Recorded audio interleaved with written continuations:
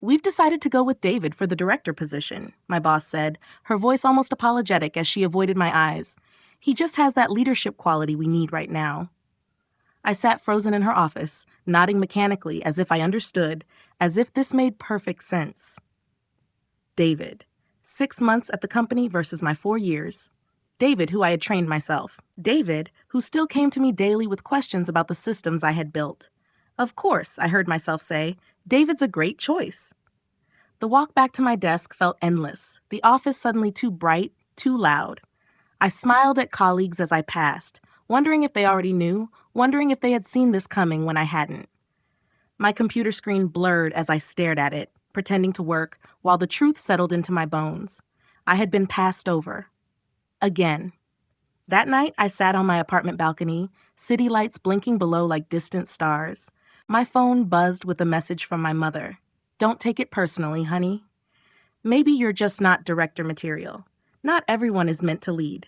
I closed my eyes, feeling the familiar weight of expectations, or rather, the lack of them. My family had always treated my ambitions as temporary fantasies, something I would eventually outgrow. Just be happy with what you have, was their perpetual advice. Don't rock the boat. Don't ask for more. For years I had listened. I had shrunk myself to fit into spaces others designed for me. I had worked twice as hard for half the recognition. I had swallowed my words until they formed a knot in my throat that I could no longer ignore. That night, sitting alone with the weight of yet another disappointment, I scrolled through photos on my phone, evidence of projects I'd led, systems I'd built, teams I'd mentored, 4 years of exceptional work, documented meticulously, yet somehow invisible when it mattered most. I opened my laptop and pulled up the company's leadership page. 23 directors. 17 men, 6 women. Of those 6 women, 5 were in HR or communications. Only 1 led a technical division. The pattern was so obvious it was almost laughable. The data told a story that I had been trying not to see. This wasn't about qualifications or performance. This was about something much more insidious, much more difficult to fight. But as I sat there, watching the city pulse with life below, something shifted inside me. A quiet, steadfast resolve took root where resignation had lived for too long. No more, I whispered to the empty night. No more. That night, I made a decision. I would no longer carry the weight of silence. The strategy wasn't to burn bridges, but to build new ones. Stronger ones that would support my full weight. The next morning, I arrived early and requested a meeting with Clara, the VP of Operations. She had always been fair, even if distant. As I waited outside her office, I reviewed the notes I'd prepared until 2 a.m. Facts, figures, accomplishments neatly categorized and quantified. No emotions, just data. Megan, she nodded, gesturing to the chair across from her desk. This is unexpected. I appreciate you making time, I said, keeping my voice steady. I wanted to discuss my career trajectory here. Clara leaned back, her expression carefully neutral. I assume this is about David's promotion. I'd like to understand what I'm missing, I said calmly. I've consistently exceeded targets, implemented systems that saved the company millions, and mentored half the department. What qualities does David possess that I lack? Clara shifted uncomfortably. Megan, you're an exceptional worker, truly. But director roles require a certain presence. David is more vocal in meetings, more assertive with his ideas. Because he's interrupted me 17 times in the last 3 executive meetings, I replied, sliding a document across her desk. I've tracked every instance, along with the ideas that were dismissed when I presented them, but celebrated when rephrased by male colleagues later. Her eyes widened slightly as she scanned the paper. The document was meticulous, dates, times, exact quotes, along with subsequent outcomes. 4 months of careful documentation. I've also analyzed the promotion patterns within the company over the last 5 years, I continued, passing her another sheet. Women are promoted based on proven performance, while men are frequently promoted based on perceived potential. This is thorough, she finally said, a slight crease forming between her brows. I'm not here to complain, I continued. I'm here because I care about this company, and I believe I can contribute more, but I need to understand if there's actually a path forward for me here. Clara was silent for a long moment, studying the papers before her. I fought the urge to fill the silence, to apologize, to soften my stance. The old Megan would have done that. The new Megan waited. "This is thorough," she finally said. "Give me some time with this. We should talk again." It wasn't a victory, but it was a crack in the wall. And sometimes, that's all you need to let the light in. The following days felt strange, as if I was playing a character in my own life. I still did my job with the same dedication, but something fundamental had changed. I had broken the unspoken contract, the one that said I should accept what was given without question, that gratitude was the only appropriate response to whatever scraps fell from the table. I noticed how differently people responded to this subtle shift. Some colleagues seemed almost relieved, as if they had been waiting for me to stand up for myself. Others appeared threatened, watching me with newfound wariness. David, especially, seemed unsettled by my transformation. He had expected gratitude for the occasional bones he threw my way, consulting me on decisions, giving me vague credit in meetings, but now found himself facing a woman who no longer considered those gestures sufficient. Over the next few weeks, I made subtle changes. I stopped using qualifiers in emails. No more "I think" or "perhaps we could." I documented every contribution I made, every idea I proposed, creating a paper trail too substantial to ignore. When interrupted in meetings, I would firmly state, I wasn't finished with my point, and continue. The first time I did this, the conference room went silent. David had cut me off mid-explanation during our weekly strategy session, steamrolling over my analysis with his own half-formed idea. "I wasn't finished speaking," I said evenly, meeting his startled gaze. He blinked, caught off guard by the interruption to his interruption. "Oh, I thought you were done." "I wasn't," I replied simply, then continued my presentation without apology. Later, 2 female colleagues cornered me in the break room. "That was amazing," whispered Tara from accounting. "I've never seen anyone actually call him out like that." I shrugged, stirring my coffee. It wasn't personal. I just had more to say. But we all knew it was more than that. It was a small rebellion against a system we had all tacitly accepted, a system that valued certain voices over others, regardless of what they had to say. The incident with Clara bore unexpected fruit. 2 weeks after our meeting, she called me into her office again. "I've reviewed your performance history," she said without preamble, "and I've watched you closely these past weeks. You were right about the interruptions. I counted them myself in yesterday's budget meeting." I waited, unsure where this was going. "I can't undo David's promotion," she continued, her tone matter of fact. "But I can create opportunities. We have a new initiative launching next quarter, a client retention program that needs someone with your analytical skills. It would mean building a team from scratch with significant visibility to the executive level." It wasn't a directorship, but it was an opportunity for precisely the kind of work I excelled at, with potential for growth. Most importantly, it was acknowledgement, concrete evidence that my voice had been heard. "I'd like to be considered for that role," I said. Clara almost smiled. "You already have been. The job is yours if you want it." A small victory, but meaningful. A crack widening into a passage. At home, the battle lines were drawn differently, but no less clearly. Sunday dinners at my parents' house had always been an exercise in patience. This particular evening, my brother James was holding court, expounding on his latest venture, a tech startup with, in his words, disruptive potential. My father nodded appreciatively as James described his aggressive strategy for securing funding, occasionally interjecting with advice or questions that revealed how closely he followed my brother's career. My mother beamed with pride, passing James his favorite dishes before anyone else could serve themselves. "We expect to double our valuation within 6 months," James concluded, leaning back with satisfaction. "That's my boy," my father grinned, raising his glass in a small toast, always reaching higher. The contrast with their reaction to my own professional milestones couldn't have been starker. When I'd mentioned my promotion last month, my mother had quickly changed the subject to my cousin's recent engagement. My accomplishments were treated as temporary diversions, stepping stones to what they considered my real purpose: marriage, children, a life defined by others' needs rather than my own ambitions. "I'm launching a new division at work," I said into a lull in the conversation, "building a team from the ground up to address client retention." My mother smiled distractedly. That's nice, dear. Did I tell you Beth's daughter is expecting? Second baby in 3 years. She's really settled down beautifully. In the past, I would have let it go, changed the subject, accepted the implicit message that my work didn't matter, that my ambitions were somehow less valid than my brother's. Not tonight. It's actually a significant opportunity, I continued, keeping my voice even. The initiative has board-level visibility and could substantially impact company revenue. My father frowned slightly. Sounds stressful. You're always so tense about work. James knows how to enjoy the process, don't you, son?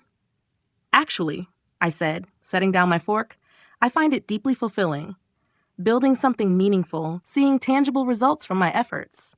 Isn't that what you've always valued about work, Dad? The table fell quiet. My mother looked uncomfortable. James studied his plate. Why can't you just be happy with your job? My father asked, a note of frustration creeping into his voice. Always pushing, always wanting more. It's not an attractive quality, Megan. In the past, I would have shrunk under his disapproval, rearranged myself to fit his expectations. But not anymore. I find it interesting, I said carefully, that when James changed jobs 3 times in 2 years chasing better opportunities, you called it ambition. When I asked to be fairly recognized for my work, it's unattractive. The table fell silent. My mother looked down at her plate. James shifted uncomfortably. That's different, my father started. How? I asked simply. He opened his mouth, then closed it again. For perhaps the first time in my life, my father had no ready answer. James is, he began, then trailed off, seeming to realize that whatever he said next would only prove my point. James is your son, and I'm your daughter, I completed the thought for him. And you have different expectations for us, different measures of success, different definitions of acceptable ambition. My mother made a small distressed sound. Megan, please, let's not ruin dinner with this career talk. It's not just career talk, Mom, I said gently. It's about value, about what you see as worthwhile in my life versus James's. James, to his credit, looked genuinely uncomfortable. You know, Dad, he said slowly, Megan's actually doing incredible work. Her analytical models are industry-leading. My CTO mentioned her team's approach just last week. A small olive branch, unexpected but welcome. My father grunted noncommittally, but I caught the flicker of reassessment in his eyes. It wasn't acceptance, not yet, but it was the beginning of something, a willingness to see me through a different lens. The rest of dinner passed in stilted conversation, the familiar rhythms disrupted by this new dynamic. As I helped clear the dishes afterward, my mother hovered nearby, clearly troubled. I just want you to be happy, she said softly. All this striving, all this fighting, it seems exhausting. I looked at her, really looked at her, and saw not just my mother, but a woman of a different generation, shaped by different possibilities and constraints. What would have made you happy, Mom? I asked. If you could have done anything, been anything. She blinked, startled by the question. For a moment, something like longing flickered across her face. Then she shook her head, dismissing the thought. I've had a good life, she said firmly. I made my choices. Did you? I pressed gently. Or were they made for you? She didn't answer, but that night as I was leaving, she hugged me tighter than usual. You always were the stubborn one, she whispered, and I heard in her voice not criticism, but something that sounded almost like pride. The new initiative became my obsession. I poured everything into building my team, designing the program, creating metrics that would prove success beyond any doubt. I arrived early, stayed late, lived and breathed the project until it began to take shape, solid, and promising. I deliberately recruited other overlooked talents, Ananya from data science, whose innovative algorithms had been consistently attributed to her male colleagues. Marcus from customer support, whose insight into client pain points had been dismissed because he lacked an MBA. Zoe from design, whose minimalist approach had been criticized as not bold enough until a male designer proposed the same aesthetic. Together, we built something remarkable, a client retention system so effective that within 3 months, renewal rates had increased by 32%. The numbers were impossible to ignore, the success undeniable. The real turning point came 6 months later. The board had requested a presentation on the program's outcomes, and David, as department director, insisted on delivering it himself. I should be the one to present, he argued when I objected. I'm the director. It's protocol. You haven't been involved in the daily operations, I pointed out. The board will have technical questions you can't answer. So brief me, he shrugged. That's what teams do. I considered my options. I could fight him openly, potentially creating conflict that might damage the program. I could acquiesce, letting him take credit for work he hadn't done. Or I could find a third path. How about this? I proposed. You introduce the presentation, setting the strategic context.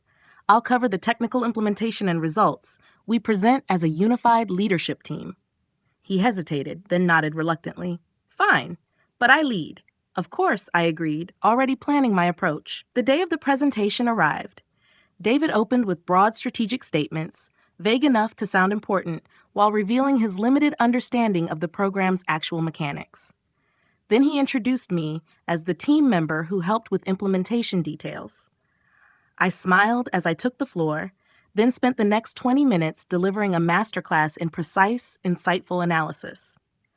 I connected our program directly to the company's bottom line, demonstrated its scalability, and outlined 3 potential expansions with projected ROI for each. When I finished, there was a moment of silence before the CEO spoke. This is remarkable work, she said, leaning forward. Exactly the kind of innovative thinking we need. Why haven't we heard from you in these meetings before, Ms. Chen? David shifted uncomfortably. Megan has been a valuable support in rolling out my vision for this initiative, he began. Actually, Clara interrupted smoothly.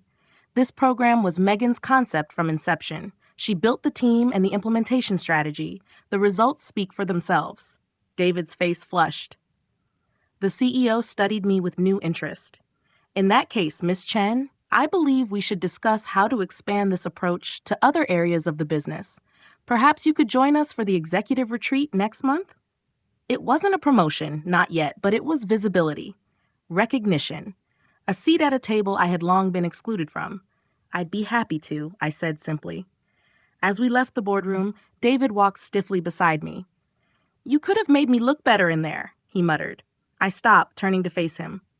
David, this was never about making either of us look good or bad. It was about accurately representing the work we've done and the results we've achieved. That's what leaders do. He had no response to that. The executive retreat became the catalyst for the next phase of my career. For 3 days, I worked alongside C-suite leaders, contributing to strategic discussions, offering insights that drew on my years of ground-level experience. I no longer filtered my thoughts or prefaced my ideas with apologies. I spoke with authority earned through proven results. On the final day, the CEO asked me to walk with her along the retreat center's wooded path. Clara tells me you've been with us for nearly 5 years, she said as we followed the trail. Yet somehow, you've remained almost invisible at the leadership level until now.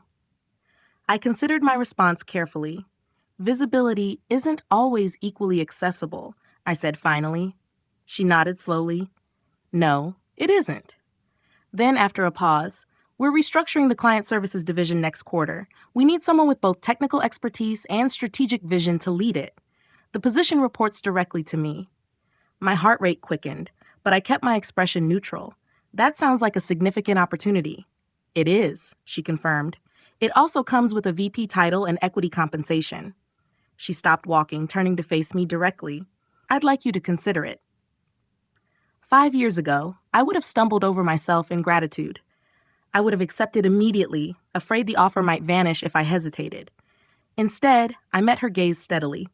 I'd like to review the full scope and expectations before making a decision. Could we schedule time next week to discuss details? A flash of approval crossed her face. Wednesday, 2 p.m.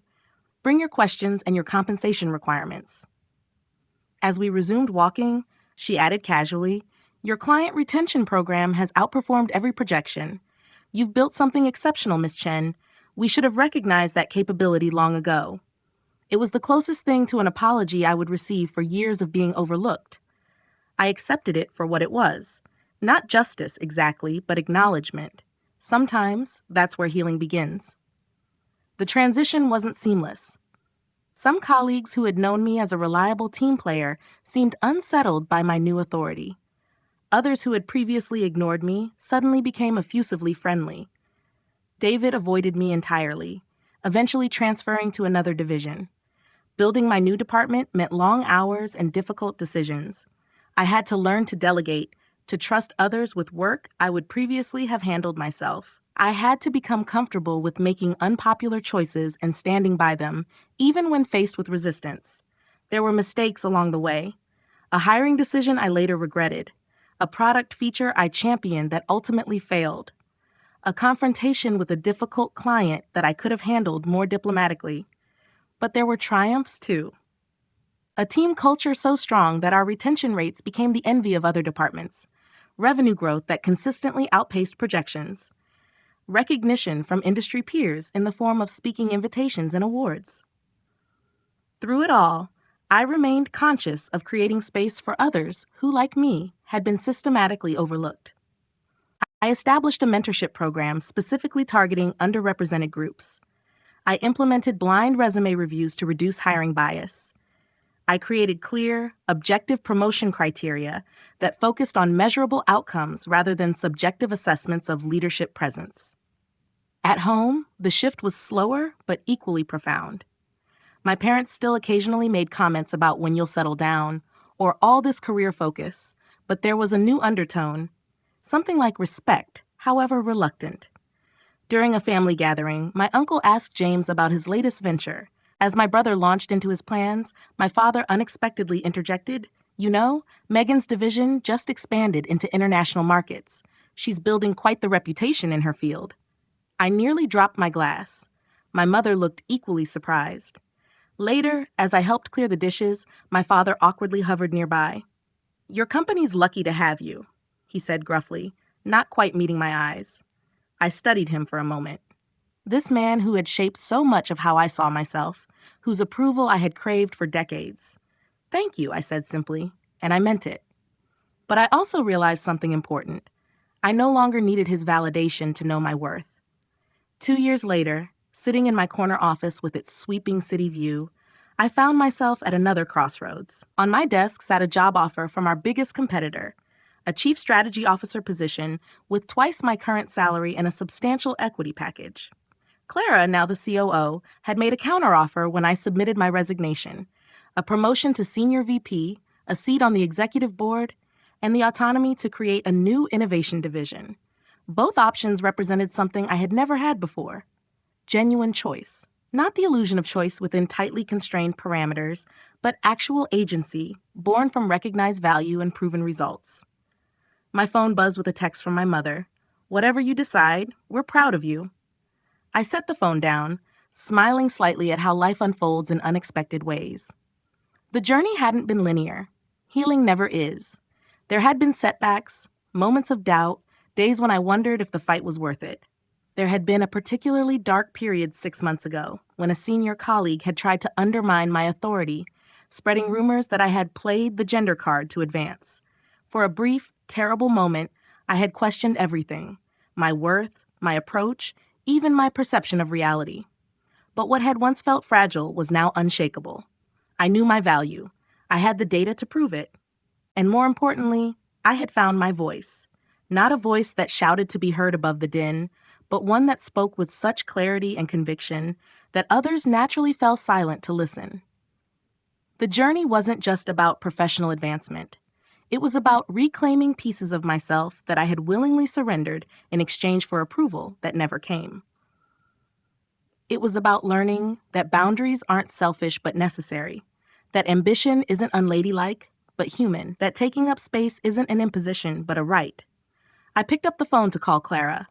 I had made my decision, and regardless of which path I chose, I would walk it at my full height, carrying nothing but my own strength, no longer weighed down by silence.